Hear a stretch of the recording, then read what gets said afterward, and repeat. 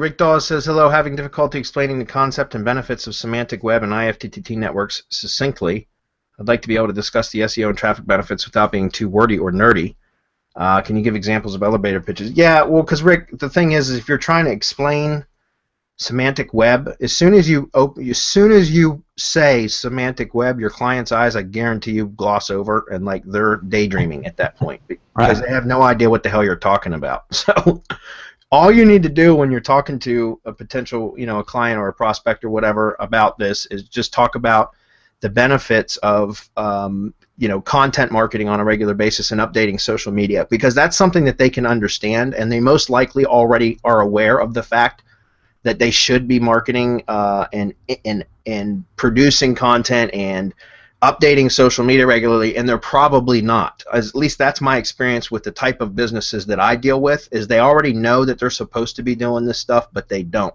And part of the reason why they don't is they don't know how, or they think it's too difficult, or they don't know they don't know what we know about how we can set it all up and automate it. So I just talk about the benefits of having up regular content that's relevant to their industry and that their audience would like to, potentially like to consume, that will also have the SEO benefit and the updating of the social media benefit as well. So I talk about the benefits that they're going to receive, and I try to dumb it down to where it's not technical at all, because as soon as you start mentioning technical terms, you're going to lose your audience. You're going to lose that prospect, if that makes sense.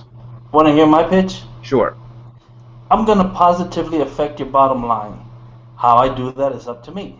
If I don't do it, you don't pay me. Period. I mean, it's really that simple. When you can bring it down to those terms where they can see, okay, so he's going to make me money. And if he doesn't make me money, then I can get rid of him. But if he does make me money, I want to keep it. You let them do all the thinking. You don't have to do the thinking for them.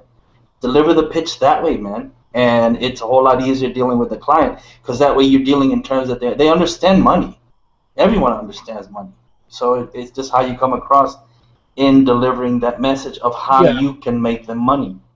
And one of the things that I like to ask questions when I'm pitching. I like to ask the clients questions and kind of lead them into thinking that it's their own decision, right? So, like for example, I'll say, Mr. Business Owner, I'm sure you're aware of the fact that you should probably be marketing on social media and updating and interacting on a regular basis. Am I right? No. Yes. Yeah.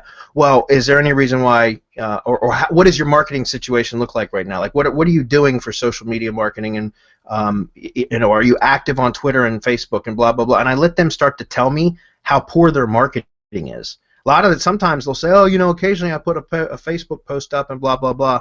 And I'll say, well, yeah, but can you really expect that to produce any results if you're not active on a regular basis and updating content that's timely and blah, blah, blah? And so by just asking them to reveal what they're currently doing, it forces them to realize, through them telling me what they're doing, that they have a subpar marketing campaign. Like their marketing is not where it should be. And so it makes the sale so much easier. And that's why, again, I don't talk about the technical stuff. I just talk about the things that they probably already know they should be doing, that they're probably not doing really well, and I let them tell me about how poorly they're doing it. And then that's when I can very easily say, well, I can show, I can do this, I can do that, I can update your content. We can provide the content marketing services for you, so you don't have to do a damn thing. All that kind of stuff. And that's usually where the sale comes from. Yeah, I was thinking too, I like the way Bradley started off with that about going in, basically getting the yeses, but doing mini closes. Mm-hmm. Do you want this? Yes, of course. Frame this correctly. But what do you want? Is this what you want? Is this how you want to beat your competition? Get them to be agreeing with you, and then go in and think of it just from a closing standpoint, even though you're just telling them about something. Yeah. Like you have two choices. Do you want to do this and be future-proofed, or do you want to do this and fall behind? That's like, one option for closing.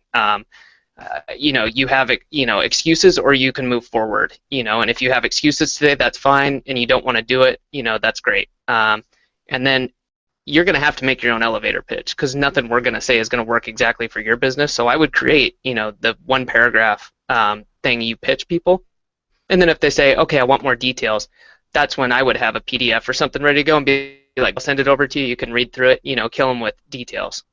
Don't sit there and tell them all about it. I don't know why anybody would do that, but you need to tell them clearly what the benefits are and then kind of do a closing on it. Like, here's your two choices. You can either be future-proofed and move forward ahead of your competition or not. Again, that's just one. And then, back it up and say, hey, I'll send you this PDF I wrote that explains this type of stuff. Yeah, and then you get them on your email list anyways, because now they're warm leads, and you can send them autoresponders to sell them down the road if they don't purchase right away. Yep. So